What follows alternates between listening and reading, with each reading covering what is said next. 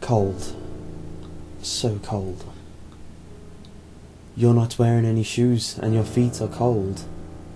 That's your first conscious thought. Your second was the awareness that your jaws hurt, forced apart by a rubber ball. Your third was fear. Oh good, it worked. You're waking up.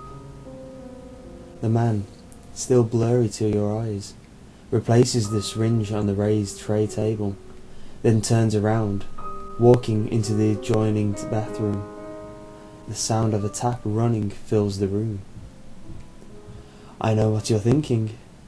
Well, going to be thinking, once your head clears. And don't bother, you're not going anywhere for a while. The side of your arm and the back of your neck both ache horribly. Last thing you remember was being in the elevator on the way up to your apartment, 3rd floor. He walks back in the room, though you can't see him clearly from the corner of your eye. Obviously, he's not trying to hide, as he walks around to sit on the stool in front of you. He's as nondescript as they come, wearing store-bought clothes, faded blue jeans, acid-washed, grotesque black band t-shirts like one might buy at a Hot Topic.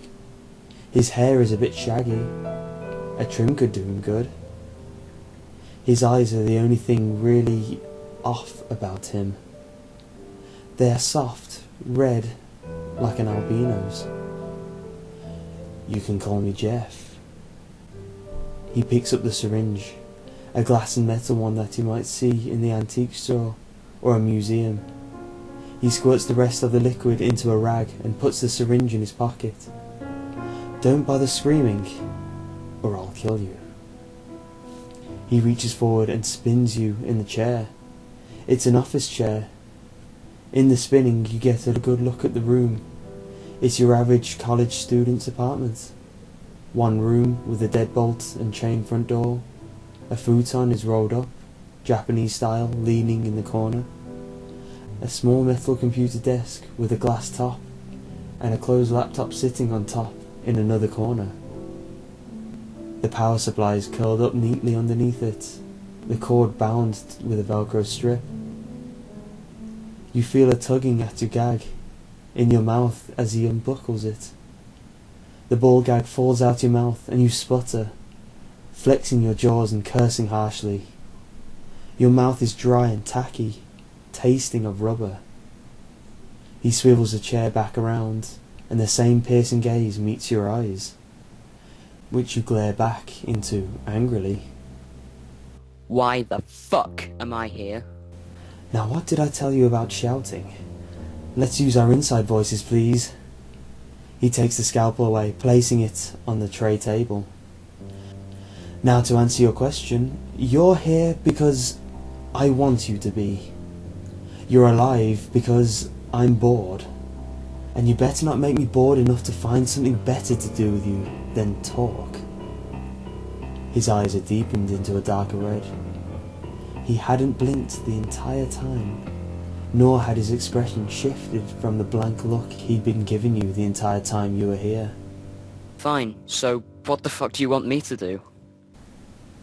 You spit at him, temper getting the best of you.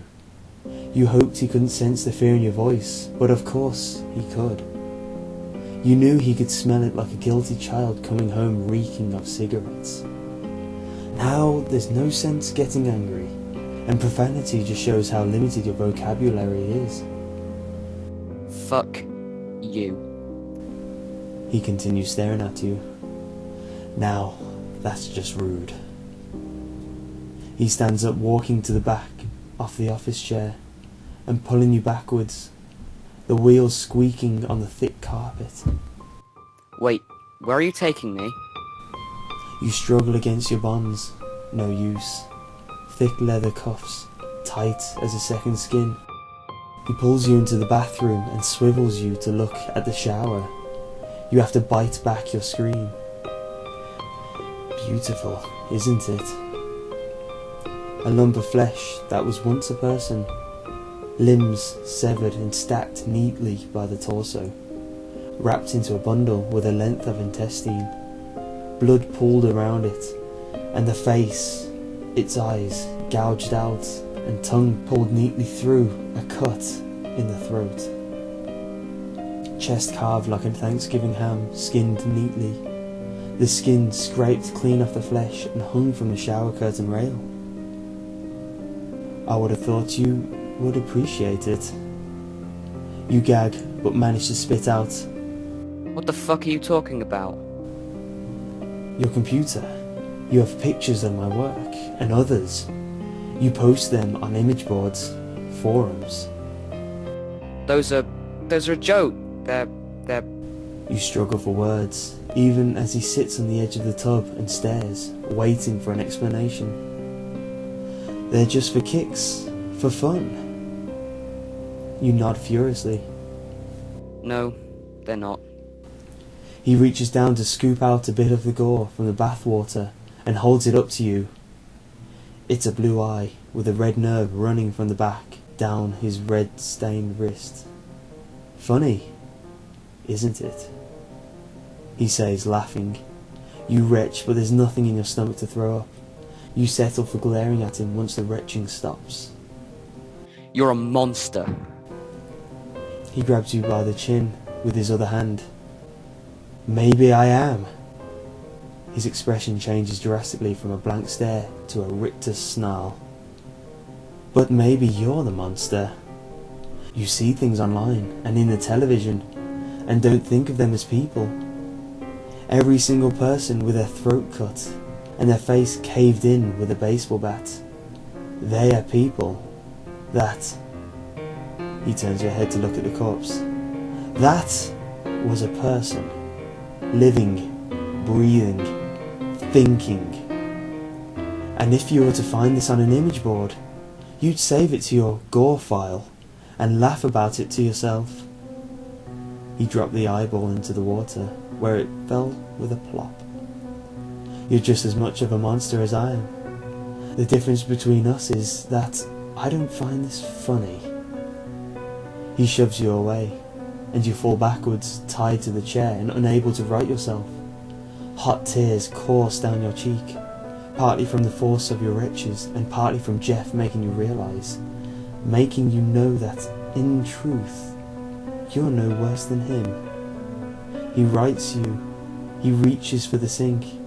A butcher's knife, blooded and dripping, rests in it. You prepare for the end. But he cuts you free. Your wrists ache as he places the knife in your hands. Your heart aches as he points at the corpse. Cut out his heart. Cut it out and prove you're just as sick as I am. You find yourself doing just that. Your bare feet settle in the water as you straddle the body, stabbing into the middle of the body's chest again and again. Eyes blurred by tears and the blood that flies from the torso into your face. You gasp, shooting bolt upright in bed, a scream ripping its way from your throat. You pant, looking around at the familiar view of your small apartment. After a few minutes, you turn in your bed and rub your face with both hands. Your mouth tastes tacky, nasty, morning breath. You chuckle hesitantly and check the clock. 12. You'd slept in. You'd need to call into work and tell them that you were sick. You felt sick. That was the weirdest dream you've had since you were a little kid. Your hands are even shaking. Remember the stories you'd read on the internet. A flare of doubt forms in your mind. You walk into the bathroom and toss the shower curtain aside. No rotting corpse greeting you in a loving embrace. You laugh it off. Just a dream. Ha! You turn to the sink and run the cold water, splashing it into your face with your hands. Your shaggy hair collects in your eyes until you pull it aside and strip down to get a shower. Afterwards, you walk through the apartment into your mini fridge, intending to get a beer.